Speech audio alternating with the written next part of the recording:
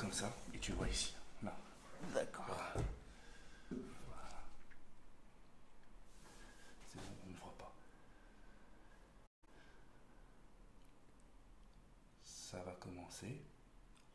Eh, t'as trop de lumière sur ton visage. Ouais. Et là? Un peu moins. Là? Un peu moins. Là, c'est ça, c'est bien. Là, c'est bien. Voilà, il y a une personne qui te regarde. Tu vois tout. 32, un instant. Salam alaikum, est-ce que vous m'entendez bien? Salam alaikum. Est-ce que vous m'entendez bien? C'est mon premier live, je sais pas comment. Et tu dois dire à chaque personne, ça va, tu dis le nom des personnes qui te disent. Pierre Daoud, alaikum salam wa rahmatullah. Comment allez-vous?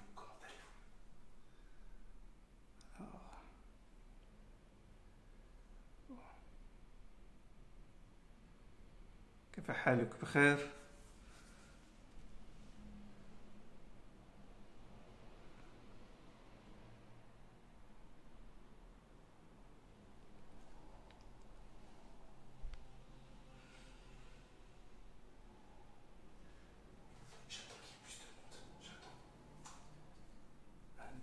Voilà, j'attends qu'il y ait plus de monde pour, Inch'Allah, entrer dans le sujet. Barakallahu fik, Père Daoud.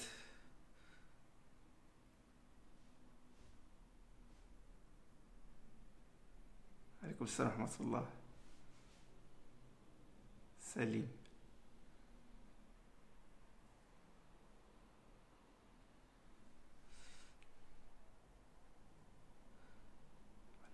Il y a eu tout à l'heure un petit problème technique, c'est pour ça qu'il y a eu un petit retard, une quinzaine de minutes. Bon, c'est mon premier live, j'espère Inch'Allah que ça va donner quelque chose. Alhamdulillah, akhi. Pierre Daoud.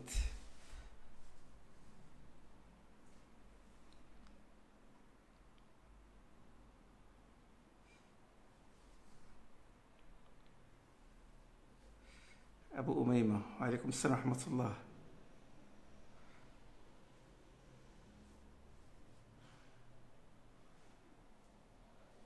Bikhair, akhi. Alors le sujet c'est autour du Coran, Inch'Allah.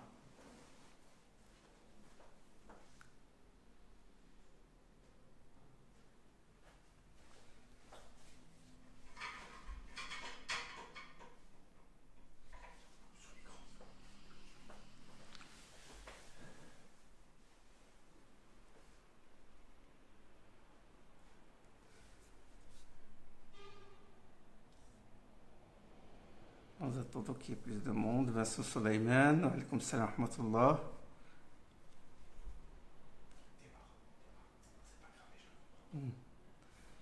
Bon, on entre dans le sujet.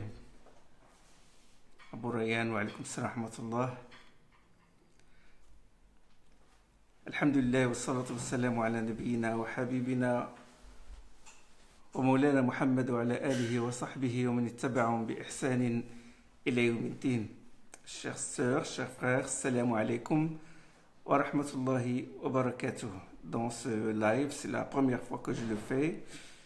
Inch'Allah, que ça réussira. Bon, le but c'était d'échanger avec vous, de vous faire profiter un peu de mes humbles connaissances et de profiter de vos commentaires, de vos remarques et de vos questions aussi. Parce que bon, c'est comme si on fait une assemblée, c'est comme s'il s'agit d'une assemblée de dhikr, puisque le sujet c'est le Coran. Une assemblée, hilaq al-dhikr, le prophète sallallahu alayhi wa sallam il en a parlé, et ce sont des assemblées méritoires, et nous ne pouvons que remercier Allah subhanahu wa ta'ala pour nous avoir, pour ce bienfait qui est ces plateformes-là, Internet et tout, qui nous permettent de nous réunir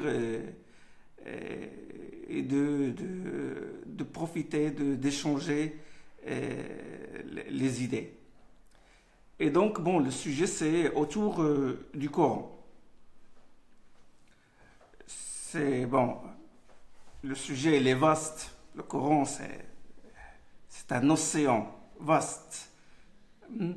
Et nous n'allons qu'effleurer un peu ce sujet-là. Je n'ai pas assez de connaissances pour vraiment plonger à l'intérieur, profondément à l'intérieur. Il faut vraiment être un grand savant. Allah subhanahu wa ta'ala, il parle de cet océan coranique. Il dit وَلَوْ أَنَّمَا فِي الْأَرْضِ مِنْ شَجَرَةٍ أَقْلَامٌ وَالْبَحْرُ يَمُدُّهُ مِنْ بَعْدِهِ سَبْعَةُ أَبْحُرٍ مَا نَفِدَتْ كَلِمَاتُ اللَّهِ إِنَّ اللَّهَ عَزِيزٌ حَكِيمٌ. Allah dit dans sourate Luqman, si tous les arbres de la terre formaient des plumes, si on faisait des plumes à partir des arbres de la terre, et que de l'océan de la terre, on ajoutait 7 autres océans, et qu'on écrivait, on ajoutait 7 autres océans en guise d'encre, et on écrivait les paroles d'Allah, ça ne les épuiserait jamais. Ma nafidat kalimatullah. Et il y a des exégètes qui disent, alaykoum salam wa rahmatullah, Abou Nouh et Saladin, Cœur de Lion, alaykoum salam. J'ai dit que même si les arbres de la terre, on en faisait des calams, des plumes, et qu'on écrivait la parole d'Allah subhanahu wa ta'ala, ça n'épuiserait jamais la parole d'Allah subhanahu wa ta'ala. Certains exégètes disent qu'il s'agit, les paroles d'Allah dans ce verset de la sourate Luqman, qu'il s'agit des idées du Coran. Il s'agit des valeurs et des idées du Coran. Ma'ani kalimatillahi jalla wa ala. Donc j'espère que cette assemblée-là sera considérée par Allah comme une assemblée, comme une halqat al-dhikr, comme une assemblée de dhikr, une assemblée qu'Allah subhanahu wa ta'ala couvrira de sa miséricorde, et que les anges entourent de leurs ailes, et qu'Allah subhanahu wa ta'ala nous mentionne auprès de lui dans le royaume suprême. Alors, par quoi je vais commencer? Donc, commençons par le commencement finalement. Le commencement, le début du Coran. Parce que bon, moi j'aime bien ramener toujours chaque chose à son principe fondamental, et ramener les particuliers aux universels. C'est très important, surtout aujourd'hui, parce qu'on a tendance à focaliser notre esprit sur des détails et à nous faire oublier les fondamentaux, nous faire oublier ce qui est universel. Et là, bon, je vais essayer de faire ce qu'on appelle ta'sil, et parler du commencement. Le commencement, c'est quoi? C'est que Allah subhanahu wa ta'ala, il est le protecteur. Et il a ordonné à Jibril, à un moment, quand l'égarement, il s'est répandu sur terre, il a ordonné à Jibril de prendre le Coran de Lawh al-Mahfoud, de le prendre de la table gardée où sont inscrites les destinées de toutes choses, dans le royaume suprême. Il lui a ordonné de prendre le Coran de la table gardée. وَإِنَّهُ لَقُرْآنٌ مَجِيدٌ فِي لَوْحٍ مَحْفُوظٍ. C'est un Coran glorieux pris d'une table gardée, c'est-à-dire la table où sont inscrites les destinées de toutes choses. إِنَّهُ لَقُرْآنٌ مَكْنُونٌ فِي لَوْحٍ مَحْفُوظٍ. Ça dans Sourate al-Waqi'. Donc Jibril alayhi salam, l'esprit fidèle, Allah subhanahu wa ta'ala l'a appelé esprit fidèle. Et Allah subhanahu wa ta'ala, il est le protecteur. Il a engagé Jibril alayhi salam de prendre le Coran et de l'apporter au prophète sallallahu alayhi wa sallam. Il a pris le Coran de la table gardée et il est descendu du 7e ciel jusqu'au ciel le plus proche de la terre, jusqu'au ciel le plus bas.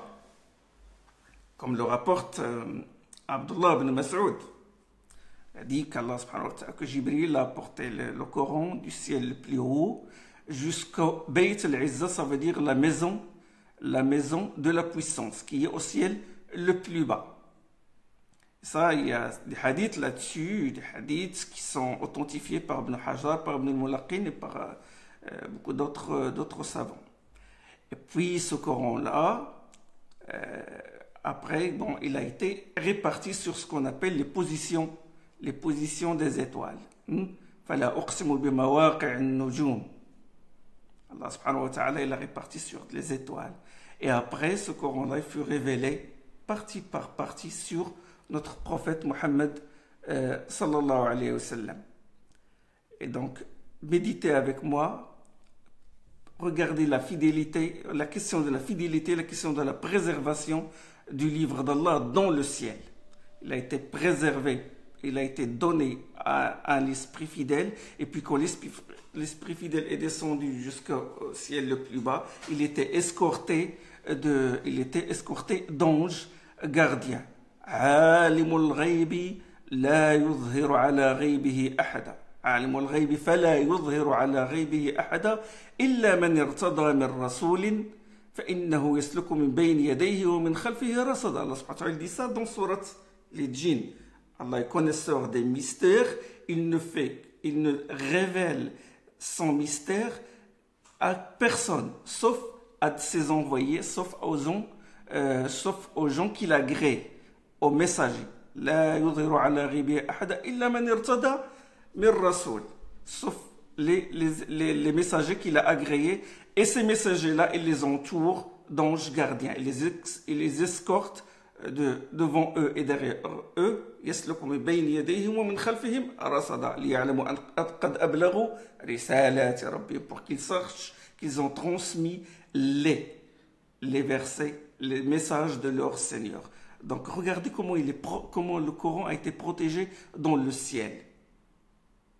Et quand il est arrivé au ciel le plus bas, le ciel le plus bas était investi d'anges gardiens. Allah dit dans Sourate al-Jinn وَأَنَّا لَمَسْنَا السَّمَاءَ فَوَجَدْنَاهَا مُلِئَتْ حَرَسًا شَدِيدًا وَشُهُبًا. Et nous avons frôlé le ciel parce qu'avant, toujours les djinns, les démons, les mauvais djinns, ils volaient certaines informations du ciel et les apportent aux devins et aux voyants. Et là, quand ils ont frôlé le ciel, ils l'ont trouvé investi, ils l'ont trouvé tout protégé de soldats. Ils furent étonnés de ce grand événement et c'était la descente du Coran sur Muhammad sallallahu alayhi wa sallam. Donc ça, c'est la préservation du Coran dans le ciel. Et c'est Allah subhanahu wa ta'ala qui nous a informés de ça. C'est quelque chose qui relève du ghaib. C'est pas de la mythologie, c'est du ghaib. C'est du mystère. C'est bien que ça soit du mystère, elle n'est pas incompatible avec la raison humaine. La raison humaine ne peut pas nier ces choses-là. La preuve déjà parce que cette préservation du ciel va se perpétuer, les gardiens du ciel vont être remplacés par des gardiens sur terre, à savoir les grands savants qui vont préserver ce livre. Et bon, ça c'est pour vous dire que les choses qui relèvent du mystère ne sont pas incompatibles avec la raison. L'exemple, la résurrection. La raison ne nie pas la résurrection. Et ça, on le vit. On dort chaque jour, chaque nuit, on dort et on se réveille. Donc c'est une résurrection finalement. On prend la graine dans nos mains, elle est morte, mais quand on la met dans le sol, elle pousse et elle donne des fruits, etc. Donc ça, c'est une preuve de la résurrection. Donc ces choses-là ne sont pas incompatibles finalement avec la raison. Et c'est pas comme... Puis il y a autre chose, c'est qu'il y a une dynamique, subhanallah. Il y a cette question de l'acte et de l'activité qui est très, très, très, très touchant, c'est-à-dire palpable, quand on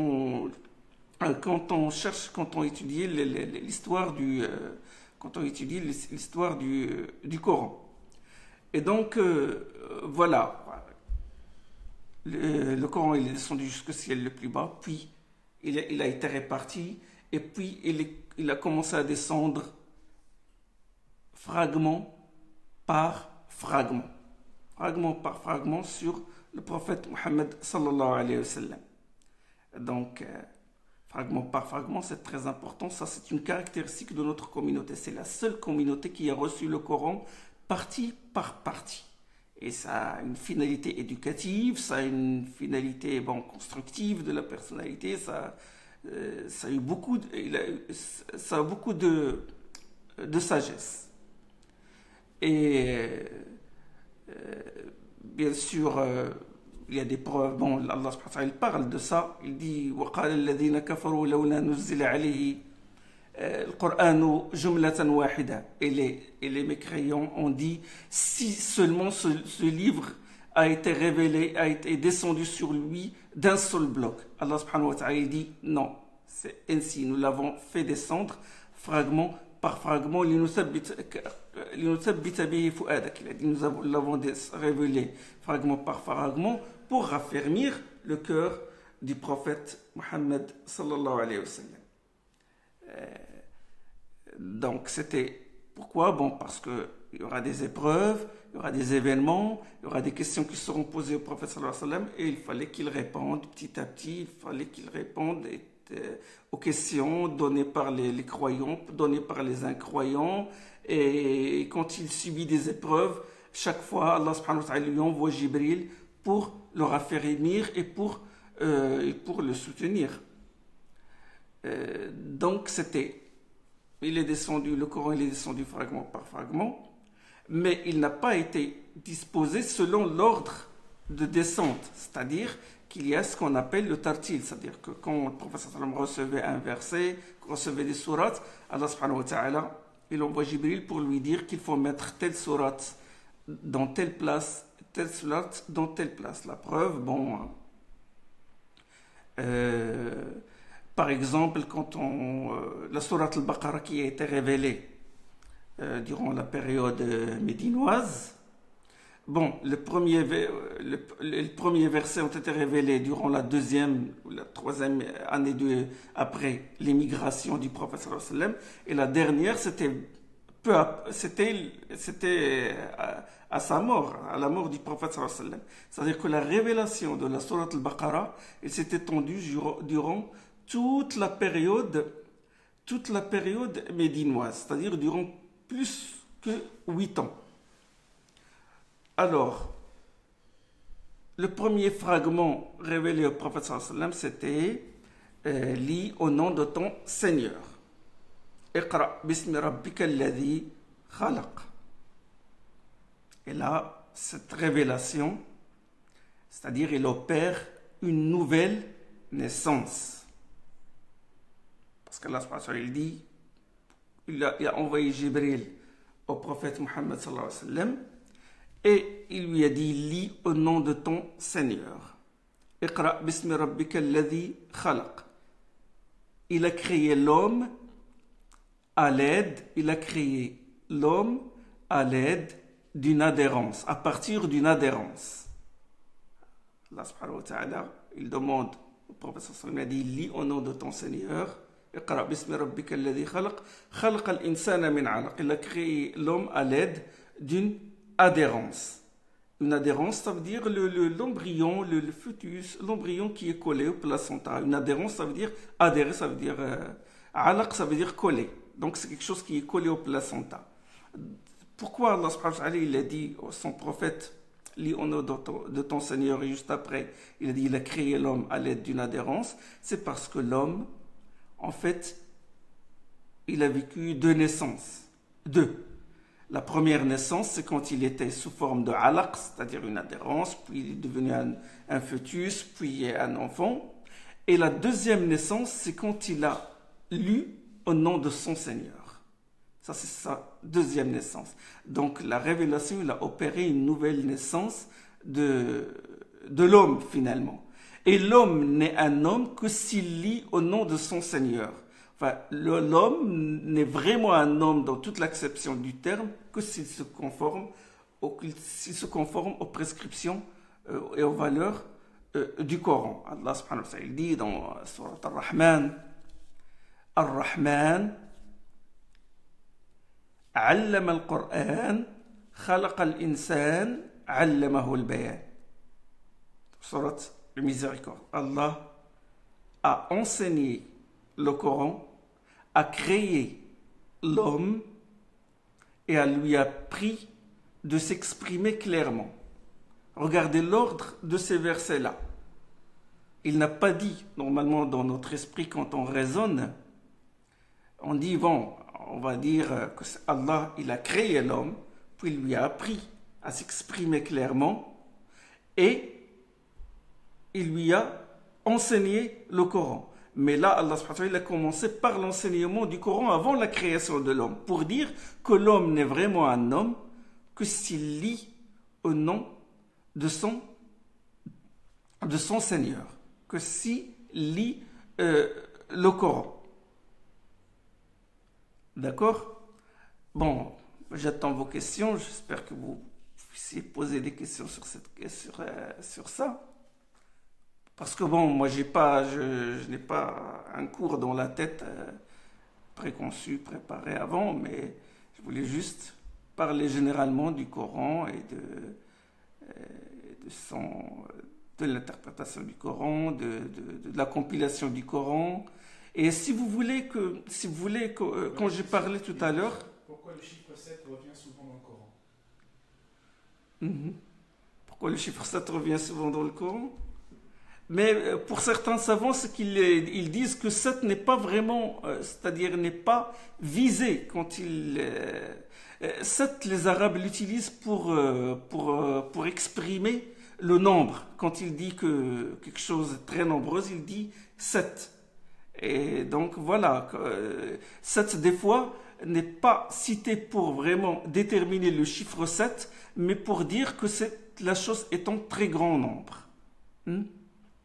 Je reviens sur la question de la préservation, que cette préservation du Coran dans le ciel, elle s'est perpétuée, elle a continué avec la préservation par... Il est vrai qu'Allah subhanahu wa ta'ala, c'est lui qui a assuré la préservation du Coran. Il a dit, c'est nous qui avons fait descendre le Coran et c'est nous qui en assurons la garde. Mais il l'a préservé par l'intermédiaire des compagnons qui sont des hommes fidèles. Allah subhanahu wa ta'ala les a engagés pour écrire la révélation divine. Et cette préservation, il est entouré de gardiens, ce que j'appelle moi des remparts, pour que le Coran soit intouchable, c'est-à-dire ne soit pas entaché par une quelconque erreur ou quoi que ce soit. Il y a des remparts qui entourent le Coran et qui sont les sciences qui sont apparues après, comme la science de l'exégèse, comme la science de la syntaxe, comme la science du vocabulaire, et il y a des sciences même sur le nombre des versets et du surat qui s'intéressent au nombre des versets du surat du Coran. Il y a des sciences qui s'intéressent à la compilation, comment il s'est faite la compilation du Coran. Et voilà, tout ce corpus que nous détenons, et la sunna bien sûr, parce que la sunna c'est la plus grande protectrice du Coran. Le prophète sallallahu alayhi wa sallam, il est l'incarnation de ce qu'il y a dans le Coran. Alors il y a une question d'Anas Khalil, l'ordre de lire ne concerne-t-elle que le Coran? Non, bien sûr, mais la première chose qu'on doit lire, c'est le Coran. C'est lui qui c'est lui qui est l'esprit de la communauté, c'est la parole d'Allah, c'est un de ses attributs. C'est lui qui a opéré, c'est cette parole-là qui va nous mener au grand salut. Donc, c'est la parole d'Allah, la parole de vérité. Et tout doit être jugé en fonction de ce qu'il y a dans le Coran. Donc, voilà. Il faut lire le Coran, il faut s'imprégner. Il faut s'imprégner de ses valeurs, s'imprégner de ses prescriptions. Comme quand j'ai parlé tout à l'heure de l'adhérence, c'est comme le fœtus ou l'embryon est collé à sa mère, il prend tout d'elle, l'oxygène et toute la nourriture, tout ce qui lui permet de se développer. De même, l'homme doit être collé au livre d'Allah subhanahu wa ta'ala et puiser sa force, puiser son esprit, puiser toutes les valeurs morales et tout ce qu'il faut pour se développer et évoluer. D'où le nom du Coran, l'esprit. وَكَذَلِكَ أَوْحَيْنَا إِلَيْكَ رُوحًا مِنْ أَمْرِنَا. Ainsi t'avons-nous révélé un esprit émanant de procédant de notre ordre. D'où la qualification du Coran de lumière. ولكن جعلناه نورا نهدي به من نشاء من عبادنا. Nous en avons fait une lumière par laquelle nous guidons qui nous voulons d'entre nos serviteurs. Et c'est pourquoi qu'Allah subhanahu wa ta'ala l'a qualifié aussi de pluie salvatrice. C'est la source de notre vie. C'est ce qui nous passe. Donc si Allah subhanahu wa ta'ala il a appelé le Coran kitab, parce que s'il y a un livre qui mérite d'être appelé livre, c'est bel et bien le Coran. Voilà. Alors, il y a une question de Miaou. Qu'est-ce que vous pensez de la réinterprétation du Coran, sous-entendu qu'il faut le lire avec un regard moderne. L'interprétation selon le contexte est importante, mais où la réinterprétation, comment le réinterpréter? Quand on veut l'interpréter, il y a des règles. Il faut connaître le vocabulaire, il faut connaître la syntaxe, il faut connaître la rhétorique, il faut connaître la portée du texte dans un contexte d'argumentation, la concision, etc., l'allusion et toutes les figures de rhétorique, ou savoir si le texte est général ou particulier, s'il est abrogeant ou abrogé, etc. Donc il faut connaître ces règles-là et après utiliser son savoir et voilà quoi. Il faut le lire, d'accord, il faut l'interpréter à la lumière de ce qu'on vit, parce que le Coran il est collé à notre vécu. C'est pas quelque chose qui est inaccessible. Il est là. D'ailleurs, c'est pour cette raison qu'il a été révélé fragment par fragment. C'est pour répondre à la réalité des gens, répondre à des questions, contrairement aux livres saints précédents qui ont été révélés d'un seul bloc. Oui, d'accord. Mais il faut pas dévier parce que c'est vrai. Le texte, il faut bien sûr ne pas dévier, ne pas avoir une interprétation tendancieuse du texte. D'accord? Le texte, c'est le support de la compréhension. Et il ne faut pas lui donner une interprétation qui est falsificatrice et vaine. D'accord? Parce qu'Allah il a condamné les gens qui lui donnent des interprétations dans le but de créer des troubles et dans le but d'égarer les gens. Il dit ceux dont le cœur comporte une déviation, ils suivent le sens équivoque. Ils oublient ce qui est péremptoire, alors qu'il faut ramener toujours ce qui est équivoque à ce qui est péremptoire, tout ce qui est particulier, ce qui est universel dans le Coran. Réinterprétation, si c'est une nouvelle interprétation, on va suivre nos passions dans ce cas-là. Non, il faut se référer quand même sur les règles, des règles fondamentaux qui gèrent les textes. À savoir, est-ce que tel texte est général? On ne va pas prendre un texte général et oublier un autre texte qui en restreint la portée. Il y a des règles que les savants ont établi, qui s'inspirent du Coran de la Sunna pour qu'on ne dévie pas, pour qu'on ne donne pas une interprétation falsificatrice selon nos passions. D'accord? D'où la nécessité d'apprendre, d'où la nécessité du savoir, de s'imprégner, de connaître les sources anciennes pour pouvoir avancer. Alors, le frère Akram Ben, salam alaikum Akram Ben, salam alaikum, serez-vous pour une exégèse contemporaine? Oui, il n'y a pas de problème pour l'exégèse contemporaine. Seulement, il doit s'inspirer des sources anciennes parce que Allah subhanahu wa ta'ala, le prophète sallallahu alayhi wa sallam, il a dit que les meilleurs savants sont ceux de mon siècle et le siècle suivant et le siècle suivant, les 3 premiers siècles. Et parce que le premier siècle, surtout l'époque des compagnons, les compagnons, ils ont assisté à la révélation. Donc c'est des gens inspirés, c'est des gens qui se sont battus pour cette révélation. Ils l'ont vécu, ils se sont imprégnés. Ils ne sont pas comme nous qui ont hérité le livre. Eux, non, ils l'ont reçu directement. Ils l'ont reçu directement de la bouche du prophète sallallahu alayhi wa sallam. Et ils ont changé leur vie, leur mode de vie selon les prescriptions du Coran. Donc, c'est des gens qui ont un grand mérite et qu'Allah subhanahu wa ta'ala il a assisté.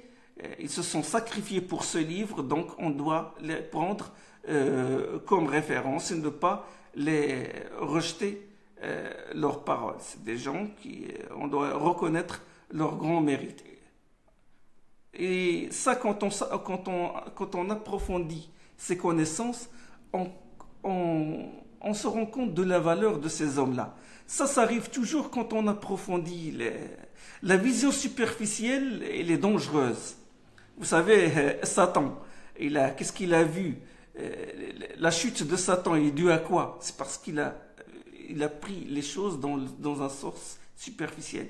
Il a dit Allah, tu l'as créé d'argile, tu m'as créé de feu. Il a oublié qu'Allah subhanahu wa ta'ala lui a appris les noms de toutes choses. Il a oublié qu'Allah subhanahu wa ta'ala a réuni les anges et a dit je vais susciter sur terre un lieutenant. Il a oublié tout ça. Il a oublié qu'il l'a doté de la faculté d'apprendre le savoir. Et il a oublié qu'il l'a doté de la faculté de transmettre le savoir. Oh Adam, apprends-leur les noms de toutes choses. Apprends aux anges. Donc il a oublié ce côté spirituel profond et les connaissances de Adam. Il n'a regardé que le côté qu'un côté apparent. De même, ceux qui se sont dressés contre les prophètes, qu'est-ce qu'ils ont dit? Ils ont dit ils ne sont que des êtres comme nous. In antum illa basharun mithluna turiduna an tasadduna amma kana ya'budu aba'una, comme Allah subhanahu wa ta'ala a dit dans Surat Ibrahim. Vous n'êtes que des êtres humains comme nous. Vous voulez nous dévier, vous voulez nous empêcher de suivre ce que nos ancêtres ont suivi. وقالوا ما لهذا الرسول يأكل الطعام ويمشي في الأسواق. Ils ont dit, les créants de Quraysh, et pourquoi ce prophète, il marchait comme nous dans les marchés et il mangeait de la nourriture comme nous. Donc ils n'ont regardé que l'aspect physique. Ils ont oublié qu'Allah subhanahu wa ta'ala, il l'a appuyé par la révélation. Et il arrive à beaucoup d'entre nous de regarder les œuvres des savants, Ibn Kathir, Tabari, des géants, une lecture superficielle. Et c'est ce qui pousse certains à rejeter. Ils ne regardent que ce côté-là. Bon, il y a un petit arrêt. Voilà. Donc, oui, pour une interprétation, bien sûr, le Coran ne cesse de fournir, ne cesse de donner, c'est une source inépuisable. Il ne cesse de donner, de livrer ses secrets. Et siècle après siècle, il y a des gens inspirés auxquels apparaissent des choses qui ne sont pas apparues chez les anciens. Voilà, bon, je crois que c'est tout pour aujourd'hui. Inch'Allah, on va continuer ce sujet. Et bon, à la prochaine, Inch'Allah, sur le même sujet. Si vous avez des questions, bon, je vais les inscrire et répondre. Inch'Allah, bi'idhnillah. Voilà, subhanakallahumma bihamdik, shadu la ilaha illa ant, astaghfiruka wa atubu ilayk.